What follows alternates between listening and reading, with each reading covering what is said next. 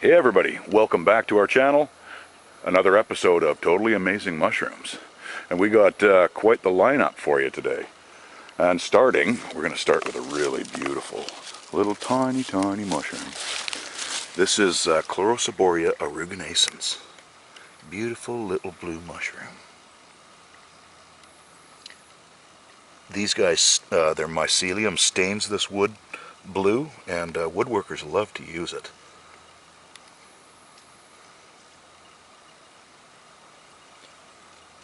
But this is just a start. We have so many more pretty mushrooms today.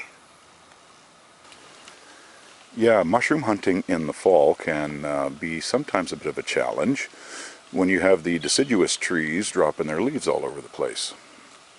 A lot of the orange colored mushrooms are very hard to find sometimes. This one here is growing on a conifer. This is Dacromyces chrysospermus, also known as witch's butter, or orange witch's butter, and it's trying to colonize different little spots all down the log here. And the ones that grow on the hardwoods, like the alders and whatnot, that's Tremella mesenterica. Different genus, different species, but these guys apparently taste like, these little brains apparently taste like Fruit Loops. And I've got a little piece in my hand. I'm going to give it a shot. Well, first off, the texture is yuck. Yeah, tastes like nothing. So, I'd have to say that the claims that it tastes like Fruit Loops are false. However, it's edible, and if you needed to eat it in a survival situation, they're everywhere in the winter. This is Suillus cerulescens. It's a bolete, and it's got a spongy spore surface, as you can see here. And they are edible. They're not the choicest ones. I personally quite like them. They're kind of sweet. Almost a little nutty flavor. So, but yeah, I thought they were done, but because we've had a couple of frosts, this guy was obviously hiding. And seriously, 5 feet away from him, there are more hiding in the grass. So I spotted these guys, and I thought that they were Russula or Rusula brevipes. And they grow in kind of, this one's kind of growing in an arc. But when you come around to this side, look at these monsters. These are Leucopaxillus giganteus. And I brought an actual tape measure with me just because I was very curious as to see how big it is.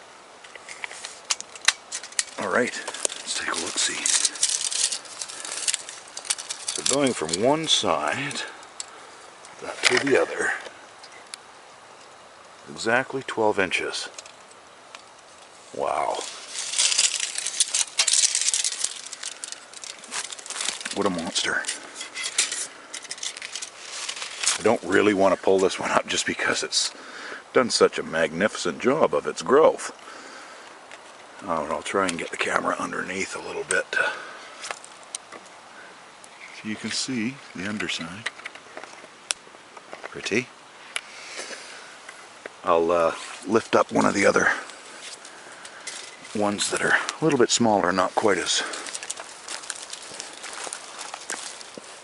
aged. So yeah, so this one's a little bit smaller, or quite a bit smaller. It's not even half the size. But you take them up, very much like the Rusula.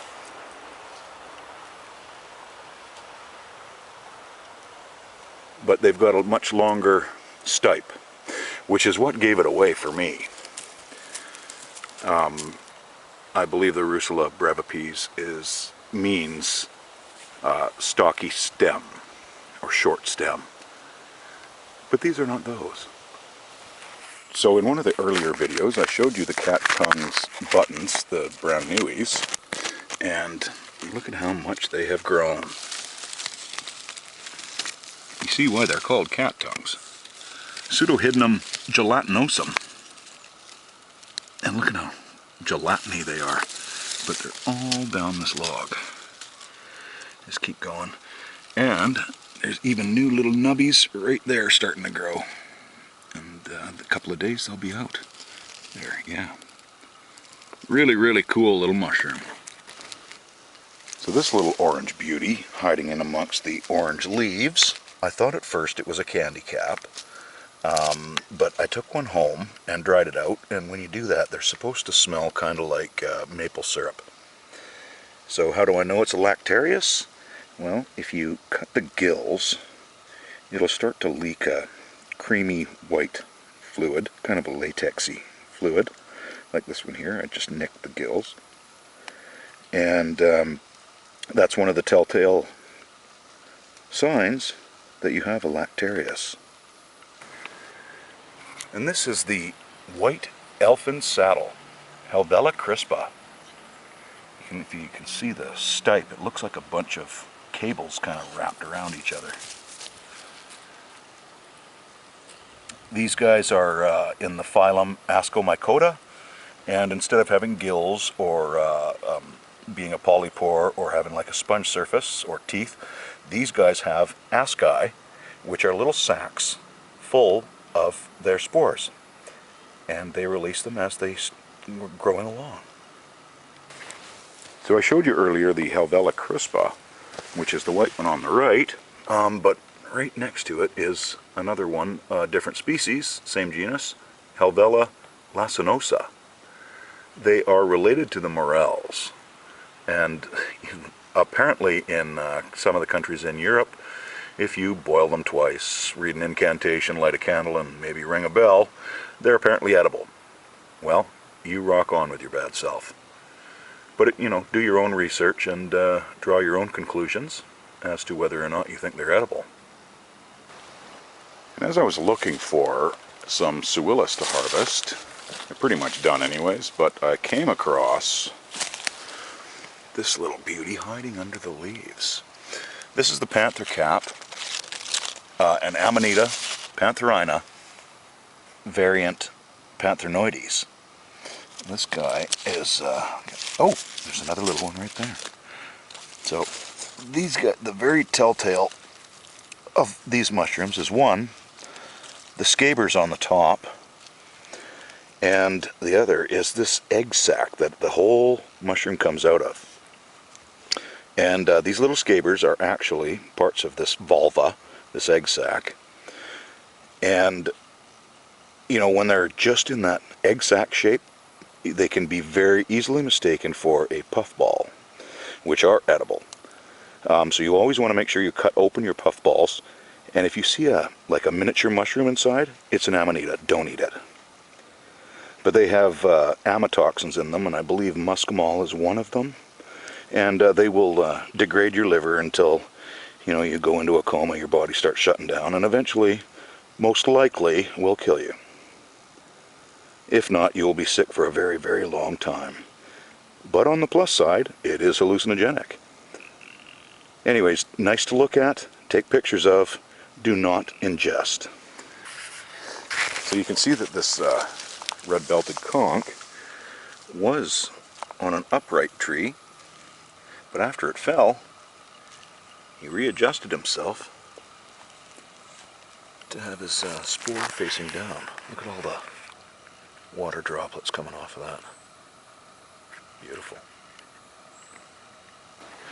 And on this old alder stump, we have the late fall mushroom, Sarcomyxa ceratina, or ceratina.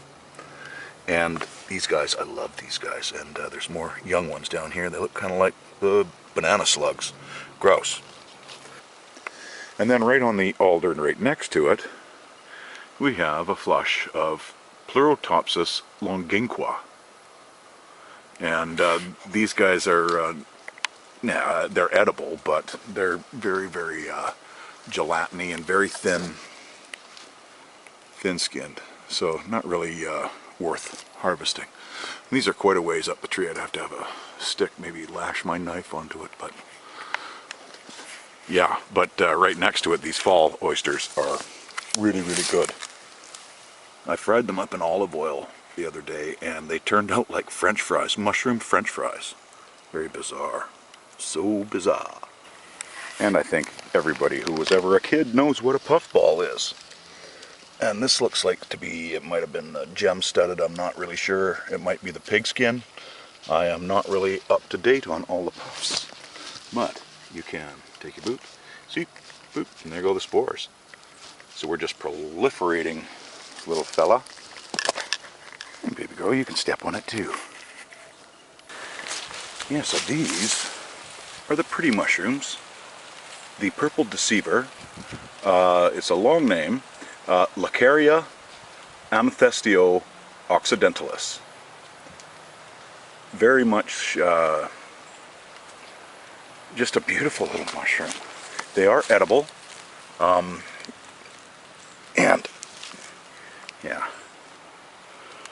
absolutely beautiful. The stipes can be a bit fibrous, so usually use the cap, and they keep their color. So if you want to add some vibrance to your dish, you can use those. They're very similar to the Lacarius bicolor, but these ones, the gills stay a beautiful amethyst purpley color. Here's a nice flush of Crephidotus mollis. They're just an oysterling. I don't think they have an actual common name, but you can see they've got kind of hairy tops to them. They're sessile, meaning they don't have a stipe or a stem, so they just kind of, just like an oyster, they grow right out. Not worth eating. I don't even actually think they're classified as edible. They're 80% water. They disappear basically when you cook them. Yeah, you know, autumn is a great time of year for mushrooms, but it really is difficult to find some of them. And sometimes you have to like walk backwards and walk in different directions, look in different directions. Sometimes mushrooms are on wood, sometimes they're on the ground, sometimes they're in moss. There's all kinds of things. Can you spot the mushroom in this scene? Come in a bit here. I almost stepped on it. This is the parrot waxy cap, Gliophorus citicinus. And hang on, well, this guy's getting a little bit long in the tooth, but very, I can see where they get the parrot from. It's also called the parrot toadstool. Yeah, pretty amazing. So another pretty mushroom. Yeah, these they kind of start out as a very, green, and the stipe quite often is, like you say, partially green up here, and then it turns kind of yellow sometimes. But this one looks like it's been kicked around a bit, but very, very cool. Pretty mushrooms. And our last mushroom of the day is the bleeding mycena, or Mycena hematopus.